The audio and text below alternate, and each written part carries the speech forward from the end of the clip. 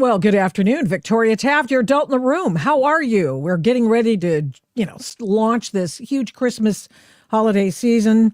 And there are a lot of things that we need to talk about, some things that are pretty dark today. We will talk with a guy who's an expert on the Chat GPT version of Jesus, the AI version. He's a pastor. He's coming later on the hour. And we'll talk about how dangerous that can be, not maybe for the reasons you think. Also, Tyler Robinson is in court today, and we're still awaiting a judge's decision on whether or not there will be cameras in the courtroom and or people allowed to see the proceedings. Well, and, some sort of basic rules of the road for this trial, which is not even ready to begin starting. But nevertheless, that's what's going on in Provo, Utah today. A couple of thoughts about that. Of course, it's a death penalty case. And the judge has already made one decision. The decision that the judge has already made is that Tyler Robinson is not to be photographed wearing his shackles. Shackles. He gets, as a matter of fact, better treatment than any of the J6ers out there. Isn't that interesting? Or even one of the president's persons who helped him in the White House, arrested at an airport. We've had him on. And he was shackled in front of God and everybody. But not so Tyler Robinson. Very interesting. He doesn't want to taint the jury pool. That is a good thought. And I understand that. And I believe that I am persuaded that the best thing to do, because there's all sorts of other atmosphere going on right now between Candace Owens and Erica Kirk. And we were going to deep dive into that because this is just ridiculous. I mean, it's getting to absurd proportions. So we don't want to taint the jury pool, but neither do you want to have a jury that goes home every night and can consume themselves and bathe in social media. And I believe personally that the jury in this case, whenever they're selected, whenever the trial begins, the jury should be sequestered. And the reason I say that is for obvious reasons. We saw the case of Derek Chauvin, for example, in Minneapolis, in which the jurors came into the courthouse every single day, going past people who the previous night had been rioting in the streets. And there they were chanting at the jurors. Jurors were doxxed. Jurors were approached. Jurors went home and read whatever they doggone well pleased, because even though the judge said, oh, please do not consume the news, there was no way to get away from it when you are surrounded by screamers outside the courtroom. Okay? So these people in Provo, Utah, for the Charlie Kirk assassins case, need to be sequestered. They do. I don't know. Did you, by any chance, watch that 50 Cent show on P. Diddy? I mean, if you are a victim of any sort, you will not want to watch that. Okay, so that's not a good move for you. However, I finally finished it last night. It's only 4 episodes. I know I finally finished it, but I had started it the 2 nights ago, and I thought, well, I'm all about the Biggie and the Tupac stuff. So I thought, well, I'll watch it. But here's the thing. Here's the one thing, a big takeaway for me is when they talk about the trial for Diddy, one of the trials, the biggest trial, the latest trial for which he was found guilty of, trafficking prostitutes and sent away for 50 months in a federal lockup. The people that he had an entire team of people who were on the payroll, who were bloggers and who were the people who got on social media, influencers, you name it. They were out there talking about what they'd seen in the courtroom when they hadn't been in the courtroom, but they got the information from Diddy's team. And they went away and parroted all of their talking points. It was genius, actually. It's really genius. But that jury was not sequestered. And you know who ran that? I think that was the Jim Comey's daughter who was running that for the SDNY. So there you go. That was a federal case because it was across state lines. It was all over the United States. It was a Mann Act situation in which they barely ever. And that Hunter Biden was guilty of a Mann Act when he kept flying prostitutes in and out of wherever he was for hundreds of thousands of dollars and, all kinds of blow and going to the homeless camp to get his drugs, whatever. I digress. So there's that. So it's the Derek Chauvin and then the P. Diddy case. And then see what other case was I thinking about? Well, that's enough. I mean, you need to be sequestered in this case. And I'll tell you why you need to have the jury sequestered in this case. First of all, you don't want to taint them further. Right now, there's a huge information war. It's so dark and damning. It is frightening. There's a huge information war going on in the public square, the court, if you will, of public opinion. And there are influencers. I don't know who's getting paid for what. I know that it's like a rap fight, where they do the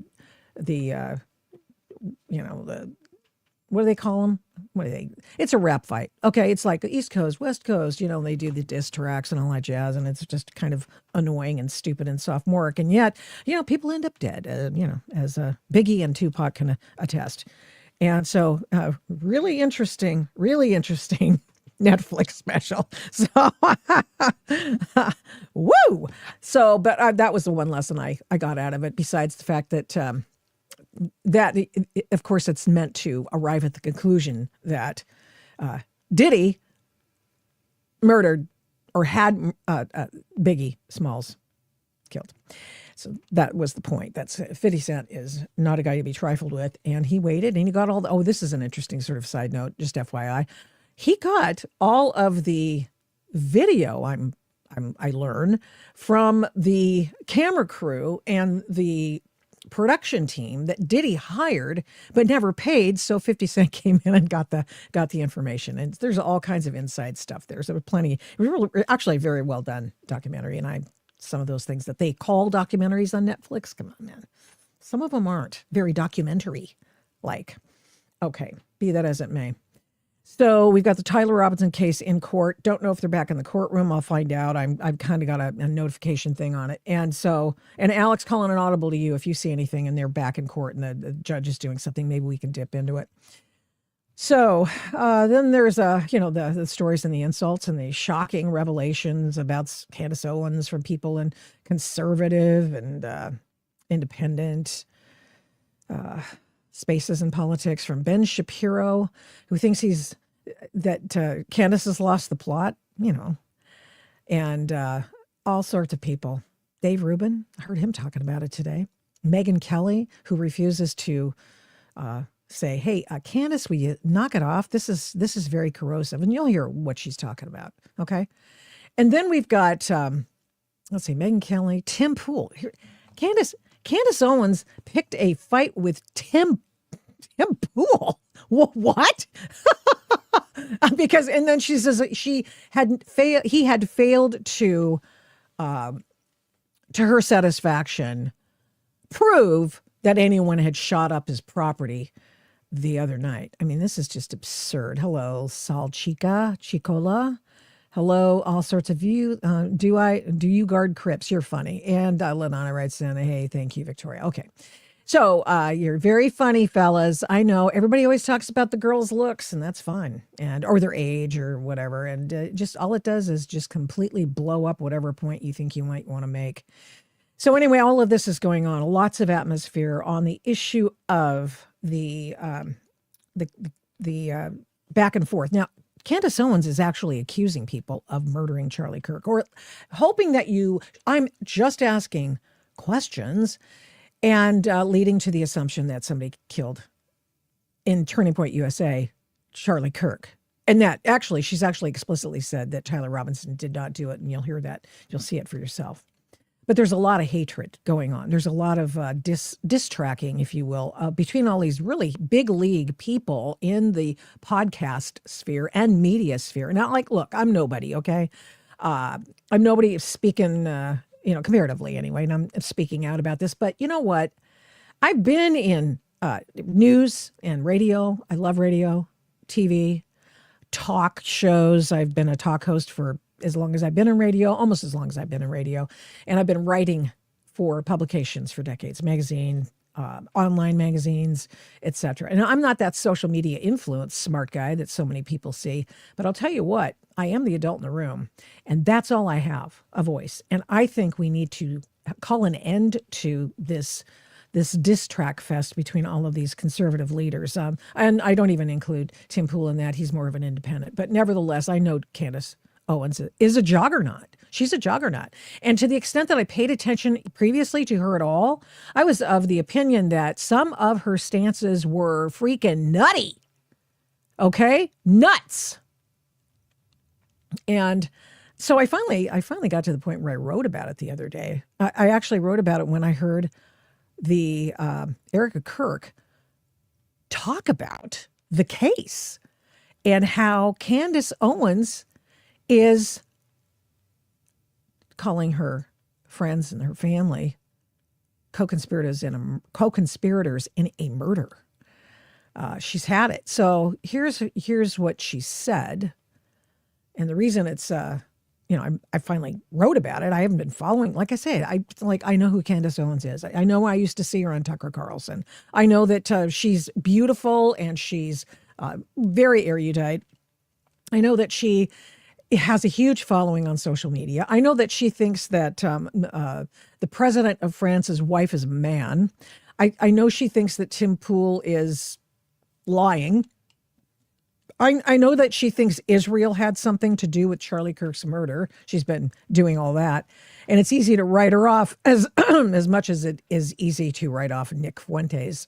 If you doubt me, go look at Ben Shapiro's rebuttal of the interview that Tucker Carlson did, and it will perhaps put things in perspective for you. But I cannot ignore Candace Owens anymore.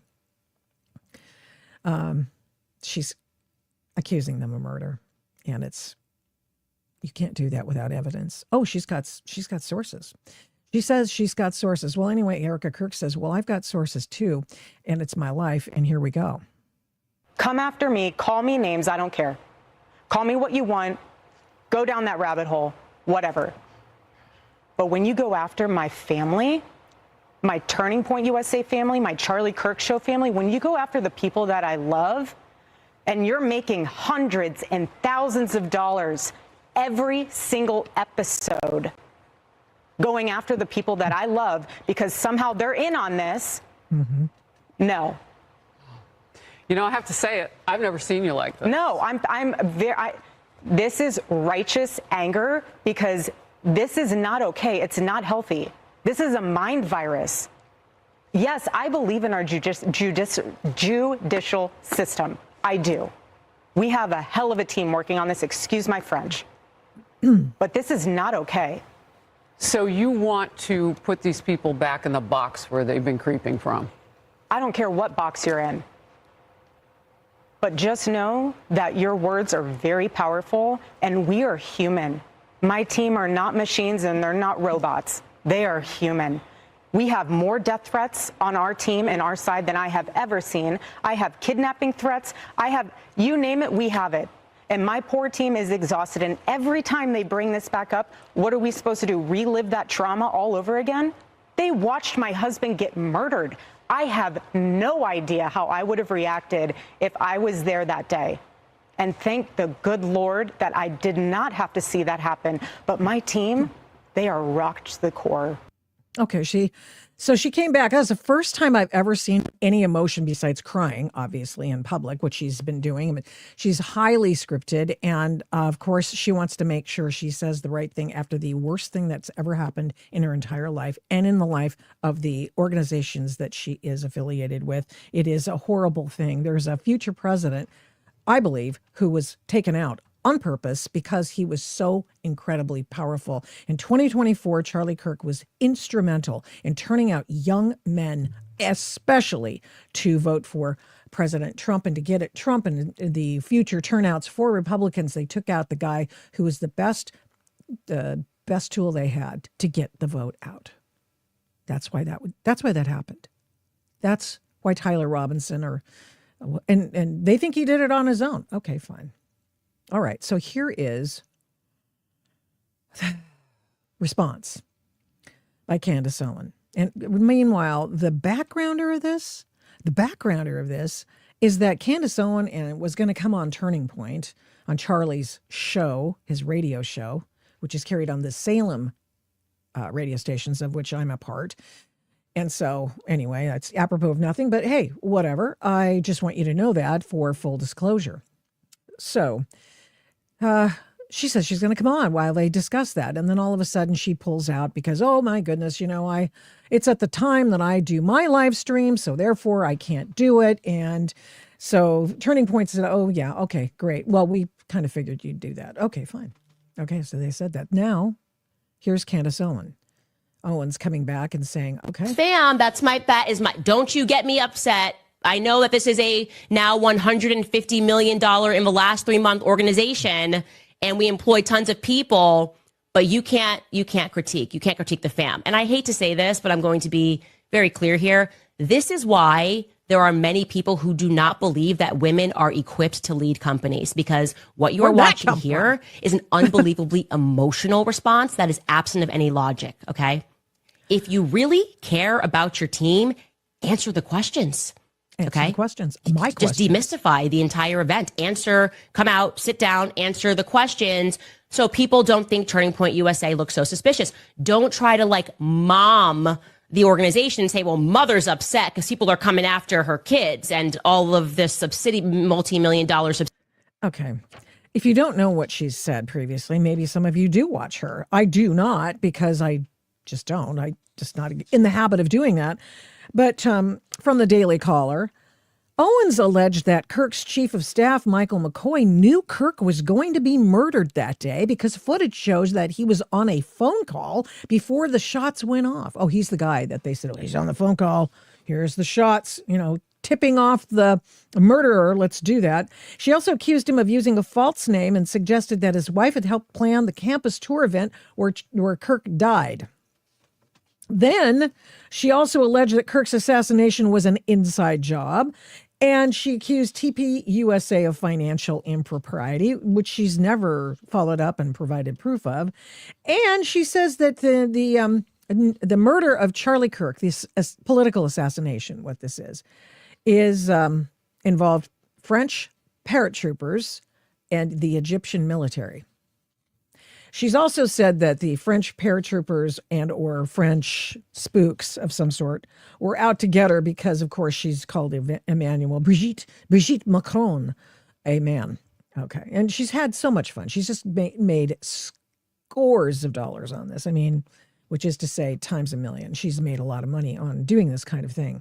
And, right on. I don't begrudge her making money. Good God, I wish I'd to do that as well. But now we're into crazy territory where we have, okay, here's Candace. She's saying that because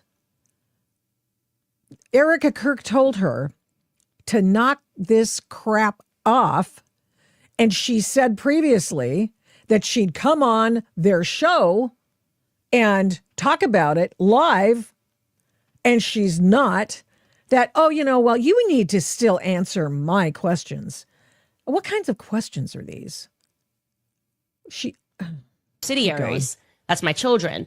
Okay. The multi-million dollar subsidiaries, Turning Point, like Turning Point Action, all that. Those are my kids. So you can't critique them. I mean, I appreciate this. Not a good idea. Okay. It may work in PR world. You guys, I know how it's an obvious PR campaign. It's never been more obvious of a psychological operation. I actually wish they would put me on payroll so I could help them make these things look more organic than having every single person that has been telling us to stop asking questions all make the exact same video within 4 seconds of each other.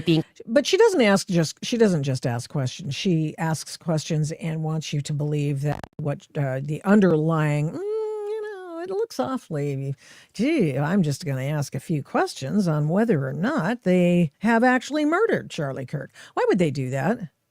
Why would they do that? Oh, it was an Israeli hit. Oh, yeah, that's also something Candace Owens says. And it's getting pretty ridiculous. And it gets to the point where you kind of wonder, and some people are wondering, if she has been trotted out or she feels impelled by something that she should taint the jury pool and or cause doubt in the minds of future jury members, which is why all of this has come to the fore right now. It's all happening right now. Okay, great. This is just great. Now then, okay, so then I'm doom scrolling after I finish up with the ditty. documentary on P Diddy, and 50 Cent did it. And then I go, okay, I see this notification. And the notification is, pastor responds to Candace Owens. And I thought, wait a minute, what's a pastor responding to Candace Owens for?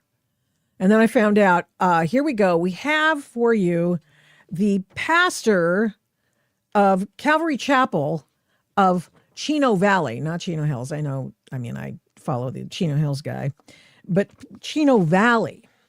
And she has alluded, and no, indeed explicitly stated, that the Calvary Chapel organization is a CIA front. Correct some things that I did recently here. And apparently, Candace, for example, believes that we, Calvary Chapel, are somehow part of a CIA covert operation.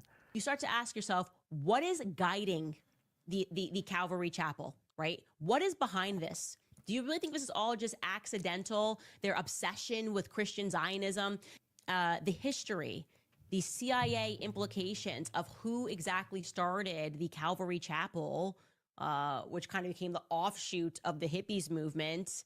Chuck Smith is his name, CIA character that was close to him. The implications here, when you look at all of the military characters that are involved, really have me asking a lot of questions. I'll first address that briefly. Pastor Chuck was my pastor. He most certainly was not some government-sponsored official trying to turn all Calvary Chapels into some military organization. It's so ridiculous. I can't remember all. What we did is we entered, and we have done, we entered into the scriptures and grew to love the nation of Israel and Jewish people. We don't support every single thing they do. And no, we don't see national Israel as a prophetic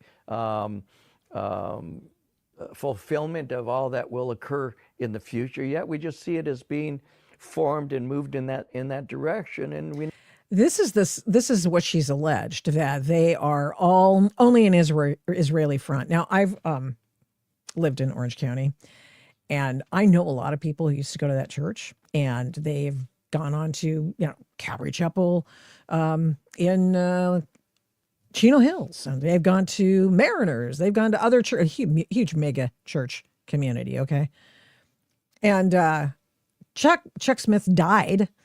And I never heard, and there were lots of smart people going to that church. Attorneys, I knew 2 attorneys who went there, and Christians attorneys. And you're not going to believe this, but I never heard that it was a CIA front. Never, in all the years I've known them, never heard it was a CIA front until Candace Owens came along. And Candace Owens said, well, that must be because they like Israel. There's a reason that the church likes Israel. The church is because Jesus is from Israel. He is from Israel, and we're hoping that the Israelis come to their senses and say that, hey, that he's the guy. They haven't done that yet. It's been hundreds, thousands of years, and he's the guy. Anyway, so here we go. In this Pastor Rosales, I think that's the way you pronounce it. If I'm wrong, I apologize. Here he is talking about, come on, man. That God still works with the people. There's nothing wrong with believing that. There's a biblical way to look at things. You know that the Lord is not through with it. All you got to do is look at Romans 9, 10, and 11. You'll see it's very clear. God has not forsaken those whom he had called. The gifts and callings of God are without revocation. God is going to do and continue to do a work in Israel. And no, we don't believe in the replacement theological stance that the church takes the place of blessings of Israel. We believe that God continues to work with Israel. He's got a plan for Israel. And ultimately, those whom he calls and all of that, they're going to come to faith in their Messiah. So for this to be some kind of conspiracy thing that Calvary Chapels have been driven to a particular position of being Zionists or whatever, that I see that as ludicrous. Okay, he goes on, but basically, come on, man, this is ridiculous. What the hell are you doing? Oh, he didn't actually say that. I just said it. Okay. So then we have Candace going on CNN talking about how Tyler Robinson, who's in court today, did not kill Charlie Kirk. Now, she says that explicitly. I'm going to let her explain it. Watch this. When you say you believe that Charlie Kirk was betrayed by someone close to him, what do you mean? I think that in the coming weeks, there's going to be a lot of financial reports that are coming out. And I, first and foremost, do not believe that Tyler Robinson killed Charlie Kirk. I want to be very clear on that. Whether he was involved, I think the answer is yes. I think that's obvious. And your basis for saying he didn't act alone is what? I don't know, maybe the weird Fed messages that were concocted out of thin air that had no timestamp and were written like they were speaking in 1822, among other things. Their lack of an ability to answer any basic questions about what took place. But do you have any proof that the messages were made up? Because that would be easily proven. Yeah, but they didn't put timestamps on them, and Discord came out and said they didn't exist. This was supposedly text messages, not Discord messages. It's my understanding from the indictment. I actually did not read that they were text messages. The indictment calls them text messages. What would it be like the feds are like on a computer, typing it out back and forth? That's exactly what it is. The feds made up the text messages. But you don't have anyone from like the FBI telling you that, or law enforcement? Leaks. Okay.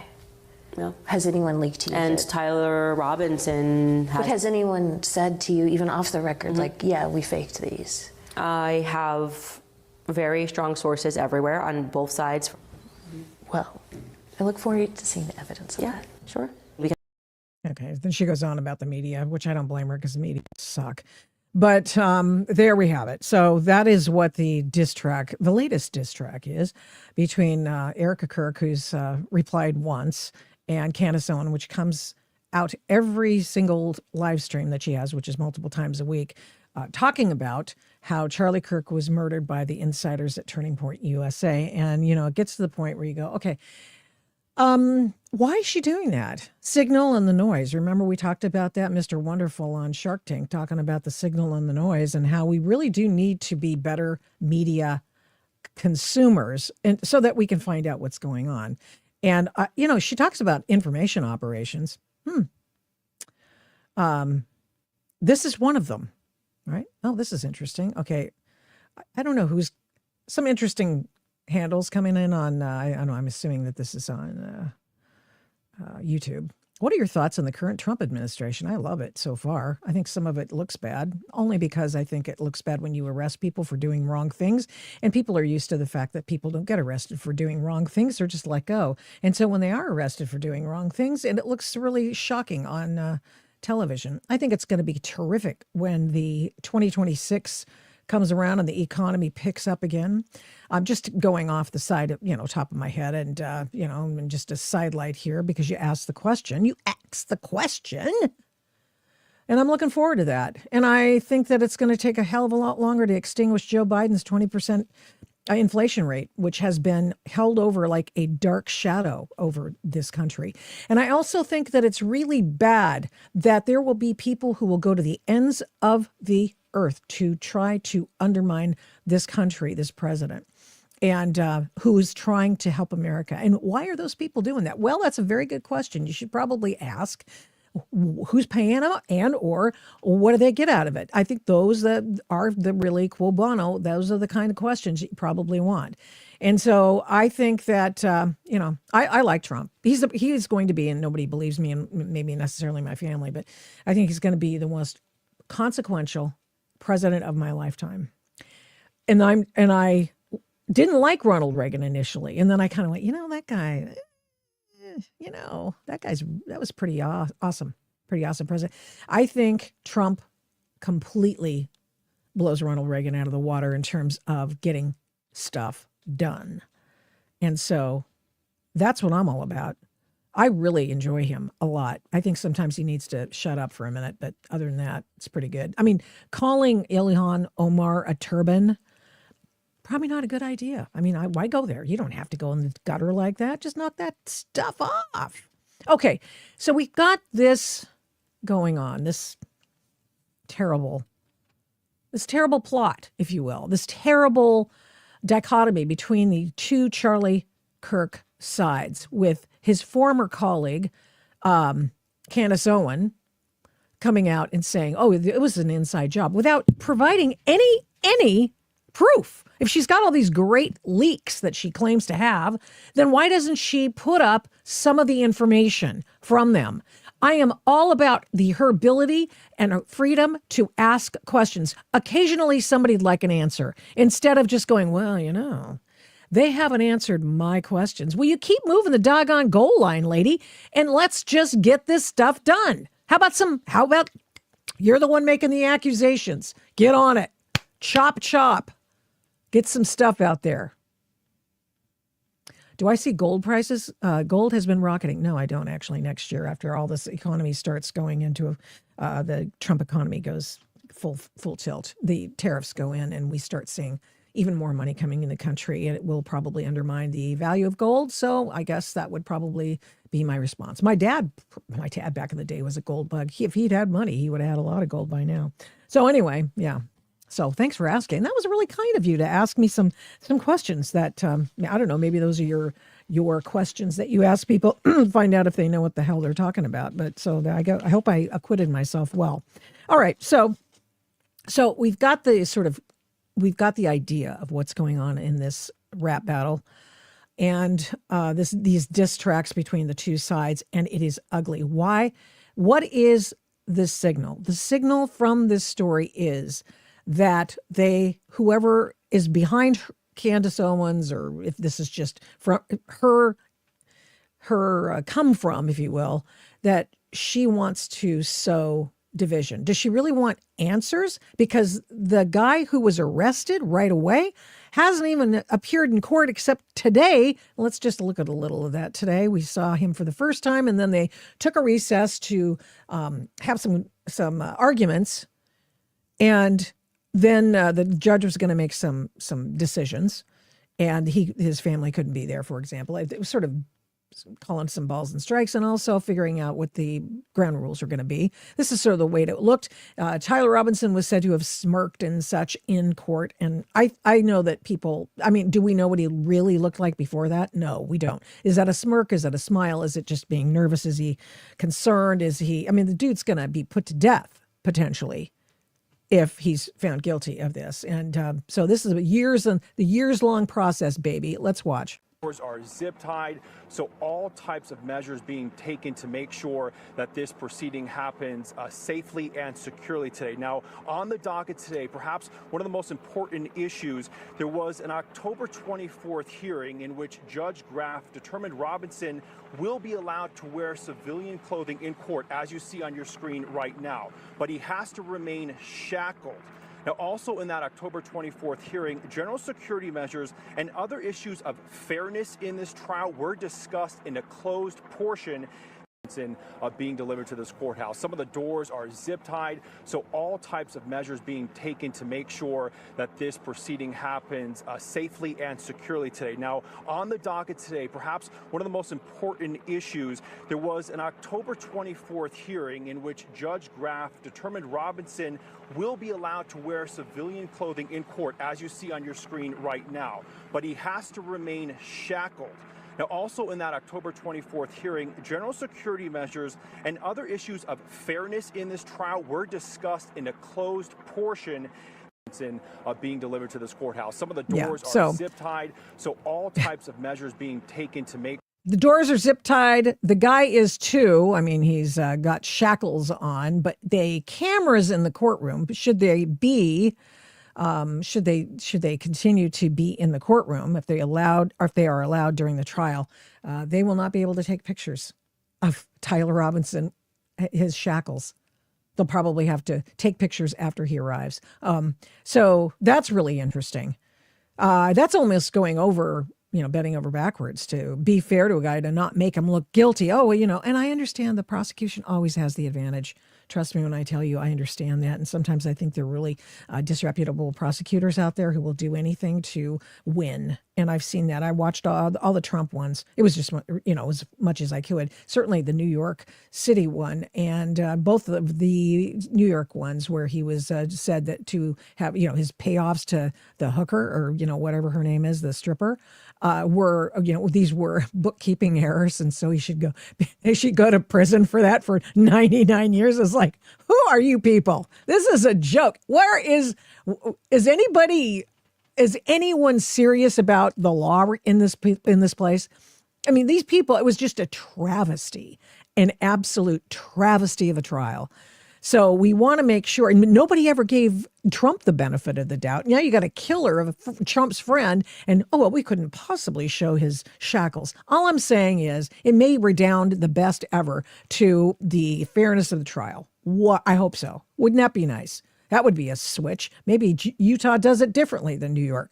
But I would just tell you that you got to watch decisions like that. Okay, you've got to watch decisions like that. Okay. Somebody, let's see. Candace, yeah. Let's see. Who's this? Almeyer says his candidate's making any money off this? I don't know.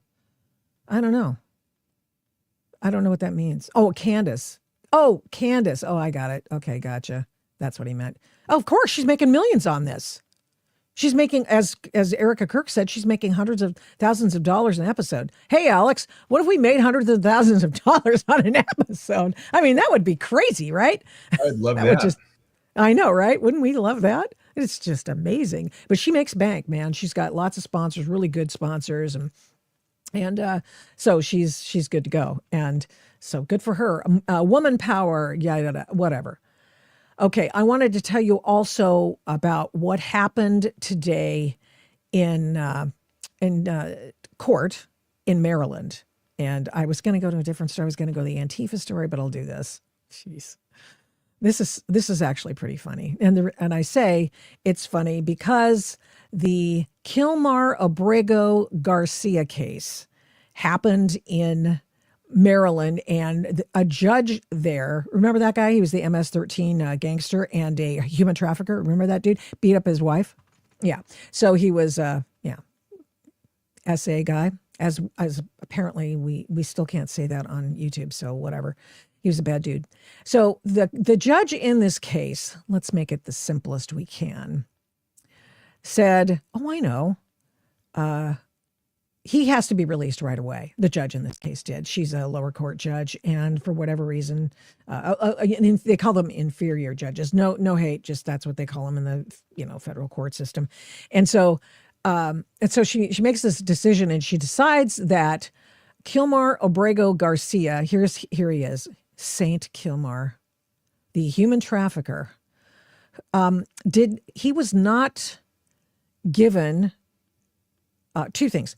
There was no paperwork and an official order in his file that said he could be removed, or an order of deportation.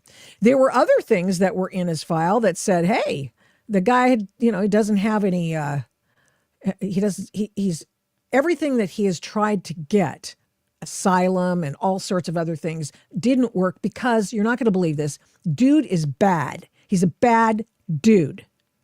And so what they did was they go, well, okay, so he's a bad guy and he's not allowed to seek asylum in this country.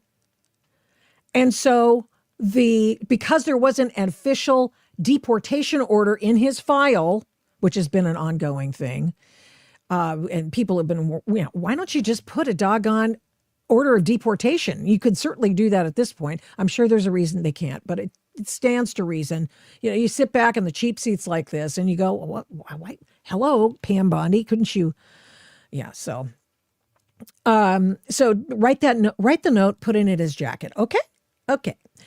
But, so that was the one thing. There wasn't any official document that said he's to be deported.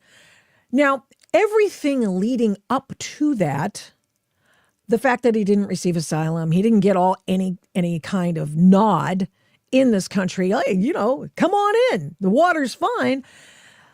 There was the logical conclusion to all of this is that he should have been kicked out of the country. And so, Mr. MS-13, Mr. I beat my wife, girlfriend / wife, then he's human trafficking and caught in the act, and we have video of it. Why didn't those cops just arrest him on the spot? What were they thinking in Tennessee? Ay, ay, ay. So all of those things put together, yeah, he could have been kicked out of the country. In fact, he was. He was put on that, what is it, the really hardcore prison in El Salvador. And he's from El Salvador, as a matter of fact, and he's a Salvadoran person, and he needs to get out of the country. Trump's not wrong about that. He's not wrong about that. You don't even have to lie about any of his stuff. Well, anyway, the other thing the judge in Maryland got caught up on today was, well, you know what? They wanted to send Kilmar Obrego Garcia they wanted to send him to places in Africa. They wanted to send him to be in Zoran Mamdani's home country of, where is he from? Where is he from? Why am I blanking on it? Oh, yeah. Oh, why am I blanking? Anyway, I'll get you. Anyway, so they had a big to-do, to and fro about that. Well, you know, we wanted to send him to these, dude, I've never heard of some of these countries. I mean, I heard of two of them, and one of them that I can't remember. And then the other one I went, what is that? So the point being that, well, we don't want to send him there. The Costa Rica government was always willing to have him. Well, the Trump administration either did not want him to go to the Costa Rica country of Costa Rica, Central American country of Costa Rica, probably because he'd probably bust up and just come back up to be with his family. And the other reason is they didn't want him to go there. And the Trump administration represented in court that, hey, they don't want him. And the folks, the folks actually said, oh, I don't know about that. So here we go. U.S.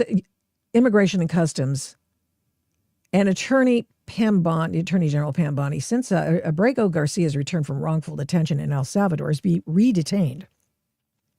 Again, without lawful authority. I don't know where you get that, how an inferior judge can determine whether or not that's unlawful. But that's the decision made today. And he must be removed from the country. Well, okay. Because, I'm sorry. Did I say that? I meant that. He has to be, erase that. He has to be released from detention into our country. Right. I don't know. I don't know why I remind you of Barbara Streisand, probably because I have a big nose like she does. I mean, that's pretty much what it is. And I've been told that since I was in high school. So, usually the guys just sort of, they just sort of revert to something about your looks. Well, anyway, doesn't matter. Okay, so we've got that story. So he will be released, allegedly. There will be an appeal. But why do we have to keep going around and around and around? And why? What is the point of circling the wagons around a very, very bad actor? What's that about? I just find it very interesting that Democrats are more willing to go to bat for people who are illegally in the country than they are to go to bat for things like, for example, having people not delete my vote by voting over mine. Have as much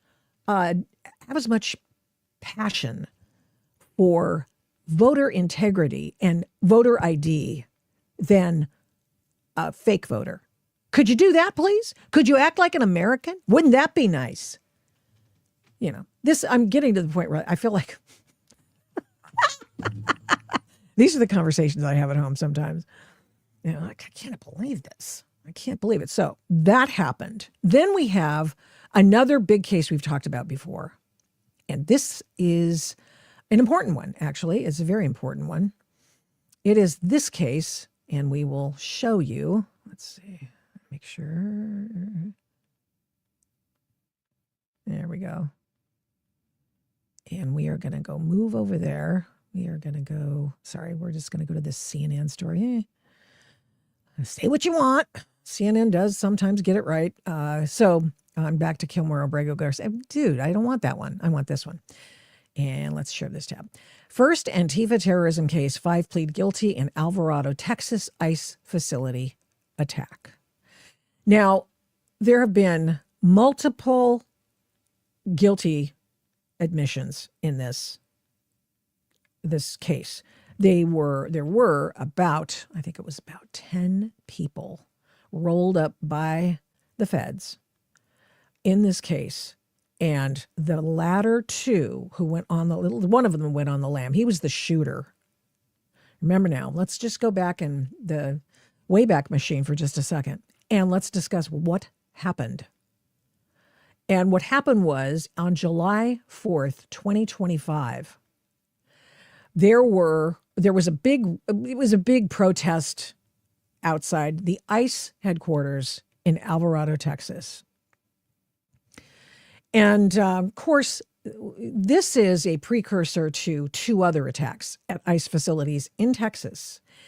And it also was if you will, a progenitor to all of the other ICE attacks and the ways in which they did their protests and all the other attendant things in the future. Portland adopted these things. And they always had in their minds what these ICE protesters did in Alvarado. What did they do? Well, they started trying to get officers as well as local police officers as well as federal officers to respond to attacks on the ICE facility, explosions and M80 stuff, where you have fireworks and you have other kinds of explosives to shock and awe the people at the ICE facility. And that was meant to draw out the feds. They wanted them come out, and then they would shoot them. When a local police officer responded, he was shot in the neck, and I can't believe it, survived. So the shooting instructor, however, that would be, let's see, let me find his picture. I just pulled it up. Yeah, this dude, who was an instructor for an Antifa organization. And he's a former Marine. Actually, he's an ex-Marine. And he was a person with he wasn't with John Brown, but he was with the Socialist Gun Club. The Socialist Gun Club is very, very, very concerned about its reputation. They got me in trouble. Well, not really, but they talked to my editor for a story I did because that particular organization, the Gun Club, they were involved in something else, another attack, and they were very upset that I mentioned that and said, "Well, we've never been identified as being a part and parcel of that attack. It was a shooting of I want to say it was a Tesla bombing situation or Tesla shooting." And they said, "No, we were never involved in that." But they were involved with a lot of other things. For example, remember the guy from Maine? He wants to run for Senate. I think he's still in the run. I think he's still in the offing. He's like the top Democrat going for the Senate to depose the sitting senator there. Why am I blank? I'm just like blanking on my names today. Hold on, I have to have some more Go Juice, which is caffeine. And his thing was he was an instructor at one of those gun clubs, teaching Antifa, teaching Trantifa, teaching all of these people tactics, how to, making sure that you don't get caught, covering over your tracks, making sure that you have the right kind of stuff. You want to be, kitted out in the right stuff. And so he did that.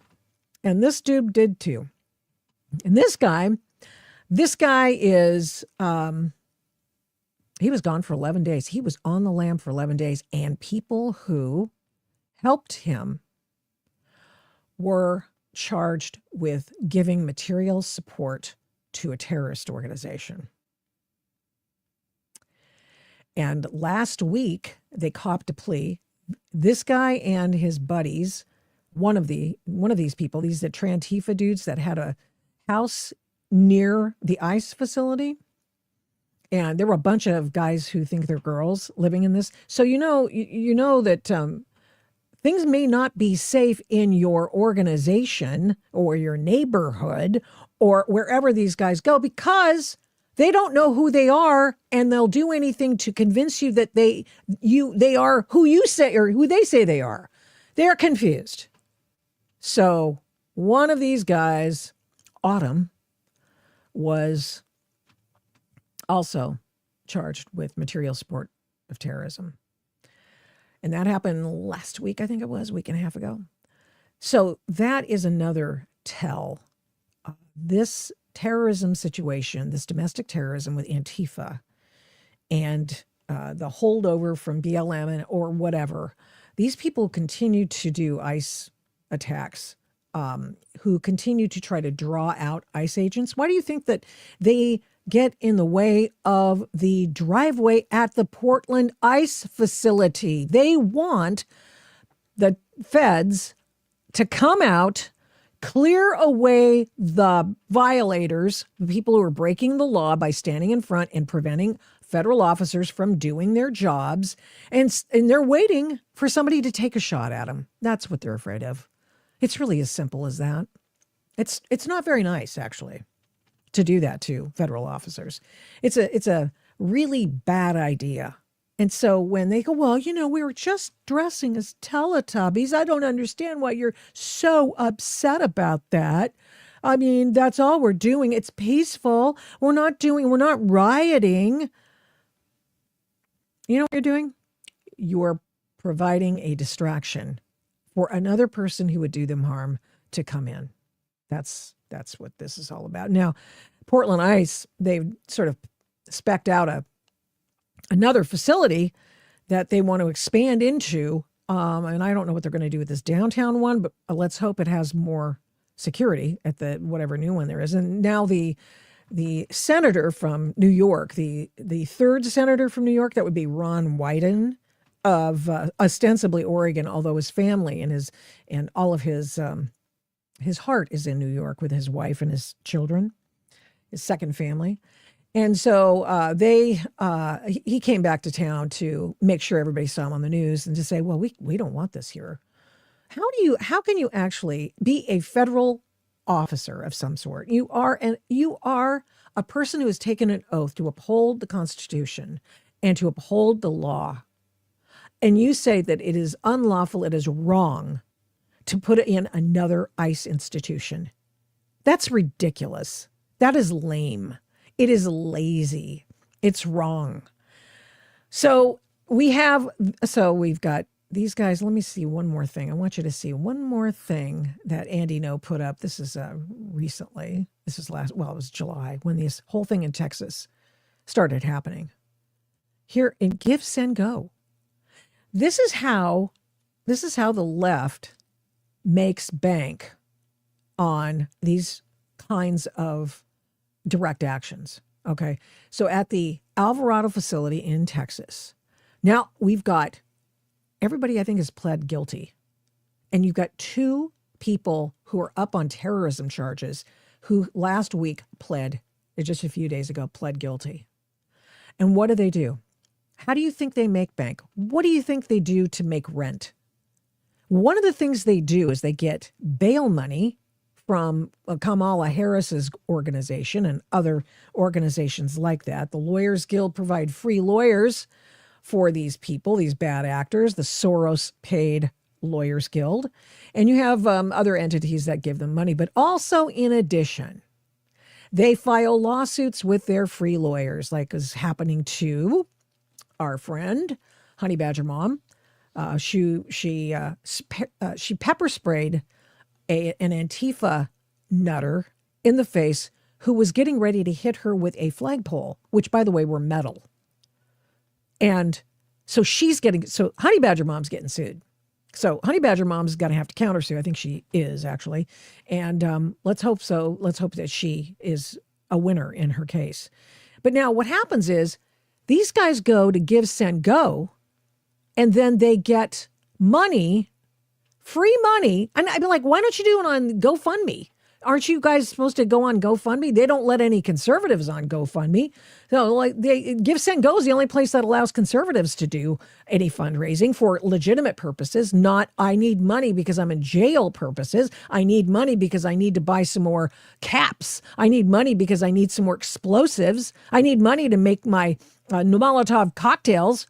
I need money to make rent because I was in jail for so long and I didn't have a chance to pay my rent. That is not what we want them doing. But there you are. And that's what they did. So they have their own gun clubs. And they have their own ways of making bank. And they have their own ways of trying to distract federal officers. And this is, another situation where they try to goad people. Now, here's what I mean. Here's another thing that we're starting to see this. Just literally days after 2 National Guardsmen, 1 woman, 1 man, were killed. One was killed, one was hospitalized, and we think he might be sentient in the future. Let's hope. And we've got jackasses like this guy. All right, guys, what's up? You guys understand the Constitution?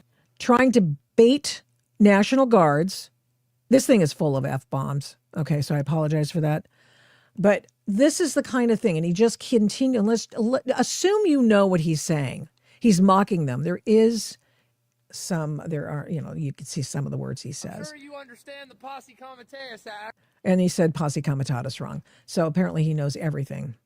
Have you heard of Captain Dillon and the other individual who apparently have now said that they've taken an oath and that the president is giving illegal orders to the National Guard? This is in D.C. This is right after these other officers were shot. And he's putting a target on these people. So this is a thing I thought, oh, this is interesting. Why in heaven's name is this guy doing this? I mean, who am I kidding? I know why he's doing it. Fine. Watch this. We've got, I looked at the guy's name. I looked at what he's doing. I looked at, oh yeah, okay. I know his identification. I thought, okay, well, he must do this a lot. Now he's starting to bait these people. They call it bird dogging, right? Now check this out. He continues for minutes to go after these guys and to bait them to get in their personal space. These guys are going along and doing their marching, if you will, not marching, but they're patrolling. Okay. They're patrolling to keep things safe. That's all they're doing. They're not doing anything with ICE. They're not working with the feds necessarily. They are federalized, and that's in DC. It's a federal property.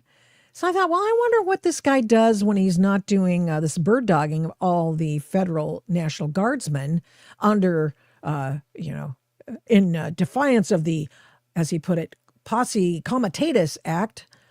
So I go to his TikTok account. Check this out. Can't be found. 6,000 followers. Can't be found. Why is that? Because he's scared, or he's just doing this temporarily, okay? This is a job. Be careful what you see. Discern the difference between the signal and the noise. This is another perfect example of that. Just moments over and over and over. Of course, I'm sure this went viral. It hit X. That's where I saw it. I'm not on TikTok yet. And it's important because that isn't part of an information operation if I've ever seen one. All right. Now, as we go into this Christmas season, it's kind of interesting. Some of us forget, why we celebrate Christmas. And I hope not, but there you go. And one of the things that I think is important is that you understand that even though we're such a secular society right now, we do get together and we do celebrate the birth of Christ. And that's why the entire Western world and the Eastern world as well know who Jesus is. But do you really know who Jesus is? Have you really read about Jesus? Now, I'm not telling you that you have to do that for purposes of this segment, but what I am telling you is that AI is changing the way we look at Jesus. And the reason it's so remarkable is because I know I'll be sitting there. I'll be in a Bible study. This happened a couple of weeks ago, and I use AI all the time. And you have to know something about AI. You better check it because there's a lot of misinformation in it right now. In fact, I imagine it probably will be that. And for example, there's Perplexity. I use Perplexity a lot, although after this last incident, I said, I think I'm just going to go to Grok. It's going to be fine. I trust Elon Musk more than I trust whoever's doing Perplexity, whatever. But it was like everything was wrong. I go and look at the sources and I go, no, look up this information without using Wikipedia as a source. Oh, well, Wikipedia is a bad source. Okay. That is just one problem. The other thing I think is Christians should be on AI and feeding the beast. Here's why, and not that beast, but the feeding AI the information that they need to feed. And the other thing is, check this out. I went and gathered up a few of the Bibles we have in our house. Here's my husband's house. My husband's old Bible, the open Bible. He does a study Bible now, whatever. Keep it. Keep it. Because, well, I'll have our guest tell you why. You're going to need it to refer to. All right? And because things are getting a little scary out there.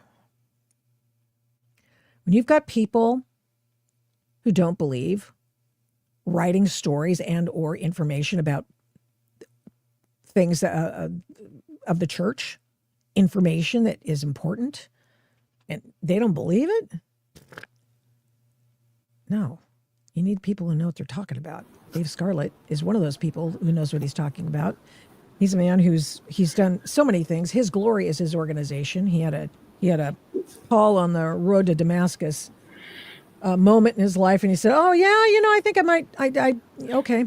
I need to be on the right side of God," and so he changed his life. Welcome to the Adult in the Room podcast. How are you, Victoria? Thank you for having me. It's a pleasure. You have you wrote a piece for the Blaze recently about chatbot Jesus. Basically. Yep. And I'll show you if I can find it. I will show that thing right here. And here you are. Here's part of your column. You bring up such excellent points in this column and how people in the church believe what AI is telling them about the church, Christ, Jesus. Tell me what you're thinking. Well, it really started with me. I attended the national religious broadcast in Dallas this last January, and I was just blown away that the AI was everywhere and that 40% of pastors throughout the United States of America are using AI to do their entire sermons. And then I was told about the next piece. Yeah, 40% are using AI. So they're completely taking the Holy Spirit out of the equation, their own love and relationship with Jesus Christ, and just letting AI tell their sermons to their congregation. And then when I saw this other piece, that's what prompted me to do the op-ed for the Blaze is, having a direct AI with a chatbot, Jesus, when you have the ability to go to Christ himself, is absolutely blasphemy. And the church is buying into this. I think you alluded to it just before I came on about this is part of the mark of the beast system in the end day. The beast is the genie's out of the bottle, but we as Christians cannot replace AI with the Holy Spirit. The Holy Spirit is our comforter, and that is where we get the wisdom and discernment from. Yeah, well, I mean, and obviously AI can't put its arms around you and Right.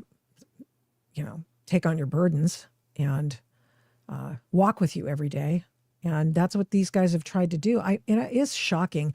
And I was about ready to say that I was sitting in a Bible study and I looked up something on AI and it was just one word it was missing and it completely changed the meaning. I can't remember what specific example there was, but we do everything by Zoom, and because we've been going on for years before during COVID. And it was like, whoa. And that's like, that's why Christians need to be on AI so that they can teach AI the real information. What do you think of that? Yeah, I agree. You mentioned or you showed your husband's Bible and all the different Bibles that you have. And I 100% agree. We need to keep those older versions of the Bible because not just AI, they're manipulating the publishing of these Bibles all over the country or all over the world. They're watering it down, changing words. I personally probably have about 20 Bibles in my house. And I like to have different types of Bibles, right? Because when I read it over and over again, if I see something out of context or see something that just doesn't seem right, I go into the Strongs and find the original Greek word in the New Testament or the original Hebrew word in the Old Testament, and that will give you the meaning. And we can be manipulated so much, and that's exactly what the book of Revelation told us, that even the elect would be fooled if it were possible. And the elect are that know the word of God, the true, literal, infallible word of God. That is frightening. It is really frightening. I mean, AI can be a lot of fun, but I cannot believe that pastors use it to help write their 40%. sermons. That's just absurd. I mean, this is I've long contended after my initial fear was slightly quelled of AI that if people with solid knowledge don't force corrections on this machine learning, which is what this is, that we will not get we will not get truth from this from whoever's doing the machine learning for the artificial intelligence, and so I think we have to be a part of that, and I don't know who's pouring the Bible in there. Who's doing that? Is anyone doing that? Do you know of any organizations that are doing that? No, I don't know where they're getting it from. I actually had on His Glory TV network a 4-star Christian general from Space Force. And we were talking, he's one of the most advanced technology with Space Force, 4-star general. And, the concern is, where do you draw the line with AI? And he made a great point to me publicly and privately. He said, it's only about the data that goes in. As long as it's good data going in, it's okay. Exactly. But if once the evil gets that data, they can manipulate you. That's just on anything. But if you're talking about the word of God or the Holy Spirit, a relationship with the Lord, you never use AI as a direct relationship. Never, never, never. It should be used as a tool. And that tool needs to be double checked by the literal infallible word of God. Yeah. Yeah. This is New American Standard. We have one of our people in our Bible study who's always using the New King James Version, which is awesome. It's a much better. We're switching, but you got to have hard copy. You got to have a hard copy. One of my colleagues wrote a story. Colleague at PJ Media wrote a story about the Netflix situation where it's being bought, or Netflix is buying Disney or what have you. I can't remember who's taken over who, but his contention was, of course, they've been sanitizing all these movies for years, right? And so just showing certain things, like, for example, he gave an example of a French Connection scene from that 1970s film. And he talked about the fact that they left out a very gritty portion of it that would be offensive to people today. But he said, wait a second, this is a market tell. This is a clue. Go get your own hard media in your hands. If you have movies or if you have any entertainment thing that you think is special or profound or something that adds to your life, get a copy of it, because they will be gone if it's just in streaming. Yeah. I thought that's pretty interesting. And so it is. So it is with this. Beliefs. It is. Yeah, that's frightening. So what do you do at His Glory?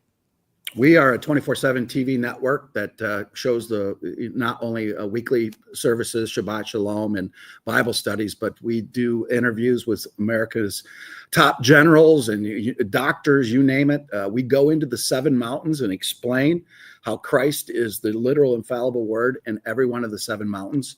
We do a daily war report that I do Monday through Friday, an hour, just looking at the world events and showing it through a biblical lens, because Interesting. we need to know what Christ in the Bible says for such a time as this. You said earlier, we're going into some really trials and tribulations. It's going to get worse before it gets better. Yeah, this the only is very hope dark. is through Christ.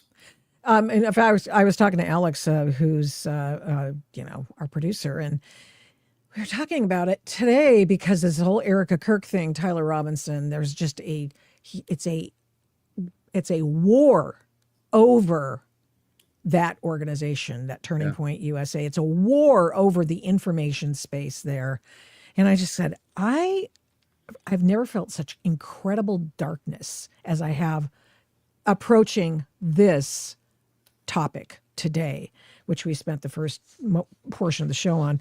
And so I was just listening to the nuttiness and stuff. That must be like your day every day, huh?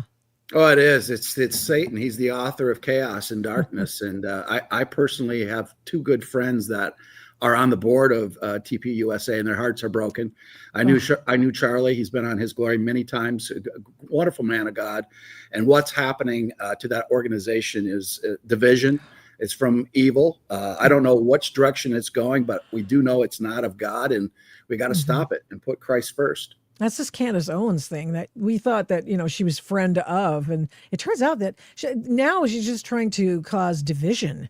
Yeah. And we were talking about on Tuesday's show about what Mr. Wonderful of Shark Tank calls the difference between the signal and the noise, and just continue to watch the signal instead of all the noise around it. And if you can do that 80% of the time, you will succeed. And the thing is that I almost didn't want to give Candace Owens any attention whatsoever, because that's the noise.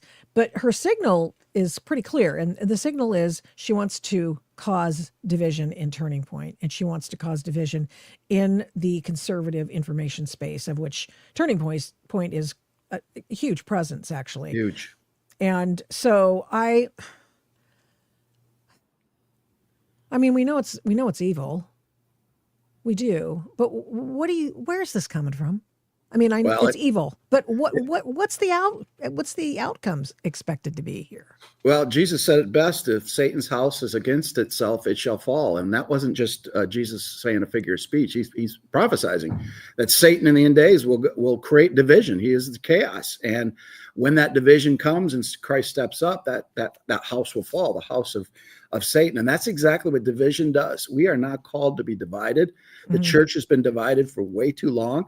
Yeah. We allowed these things to happen under our watch in the United States of America, and we need to put Christ back. And one thing that we experienced after this horrible, horrible demonic experience with taking Charlie Kirk's life, no matter what the theory is that you have, it did bring light. And Charlie, there will never be anybody replace Charlie, but now there can be millions of Charlies, and that's what it's all about. Millions servants to glorify the name.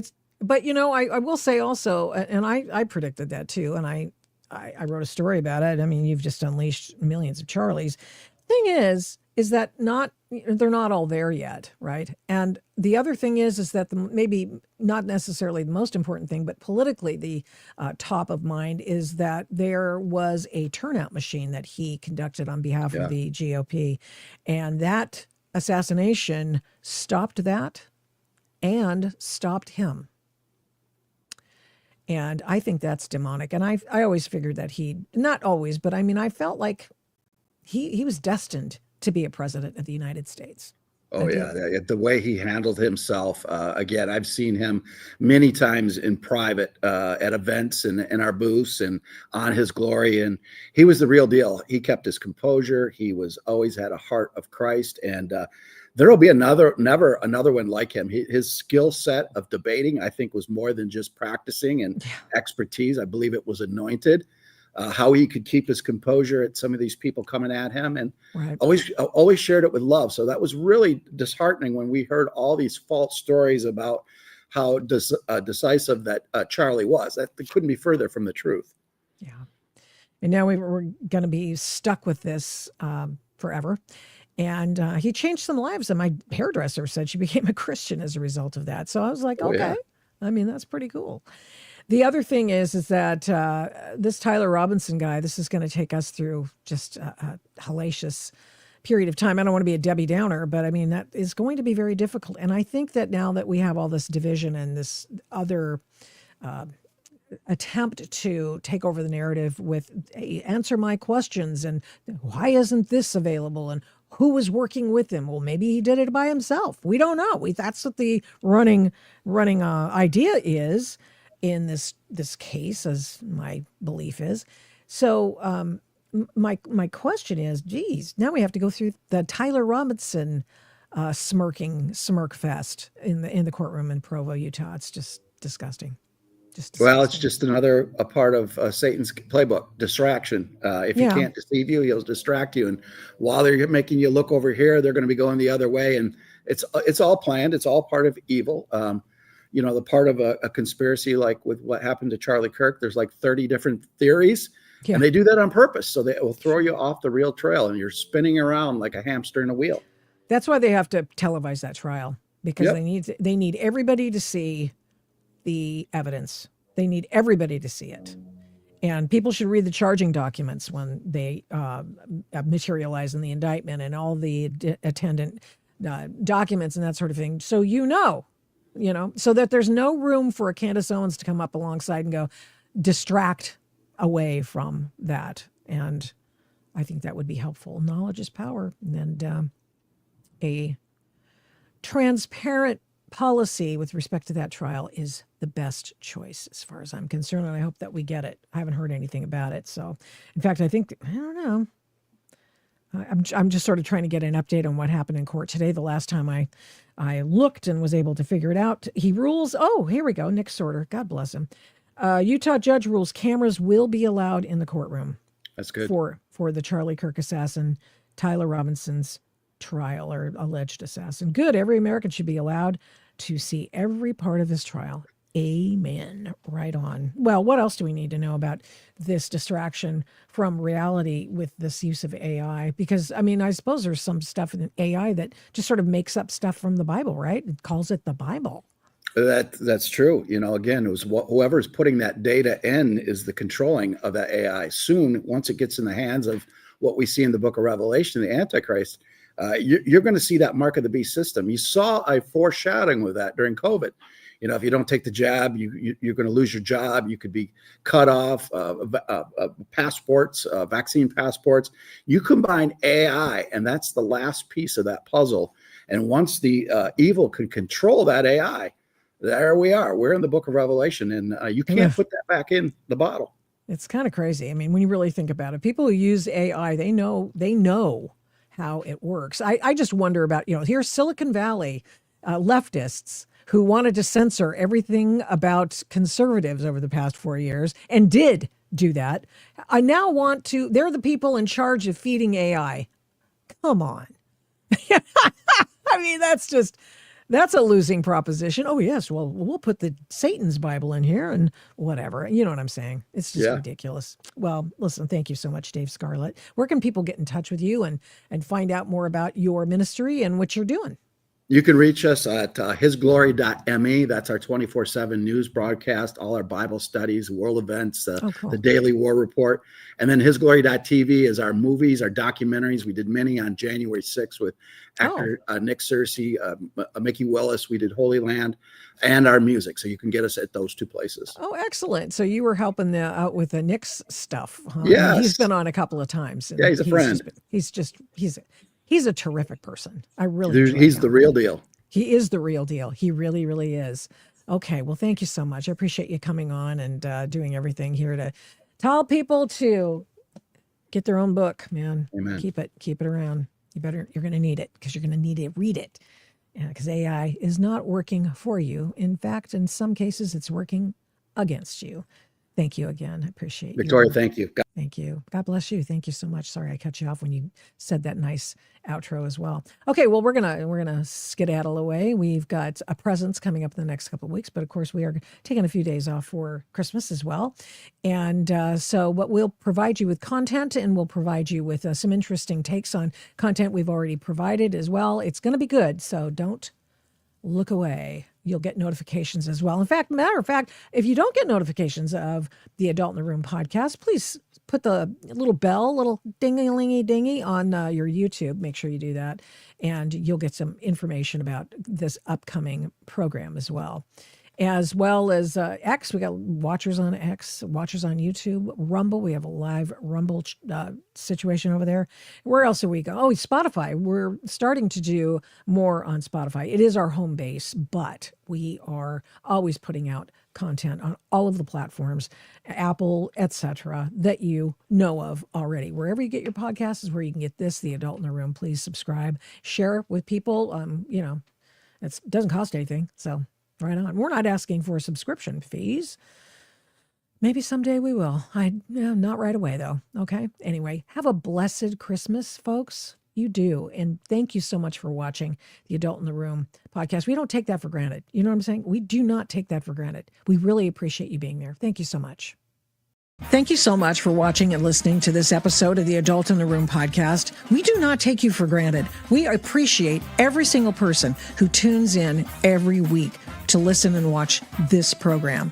We're here every Tuesday and Thursday, live streaming on Rumble, and then on every other podcast platform shortly thereafter when we can port it over and get it over there as soon as we can. All the shows can be found at victoriataft.com, where the censorship regime has been banned by me. Follow me on social media at these names: Victoria Taft, the Adult in the Room podcast, and the Victoria Taft Show. Send media inquiries, or any others for that matter, to victoria@victoriataft.com. And here's a big ask. Would you please subscribe, share, like, comment, recommend, and give this program a 5-star rating where you can? We really appreciate it. We do not take that for granted either. Follow my work at, you guessed it, victoriataft.com. PJ Media, I write tons over there. Flamingo Audiobooks, and of course the radio. I don't do this alone. This show is produced and engineered by Overall Media. 1A Cast is responsible for some of the Adult in the Room podcast's imaging. Logo design by Hageman Creative. The Adult in the Room podcast is produced at Flamingo Road Studios. All rights reserved.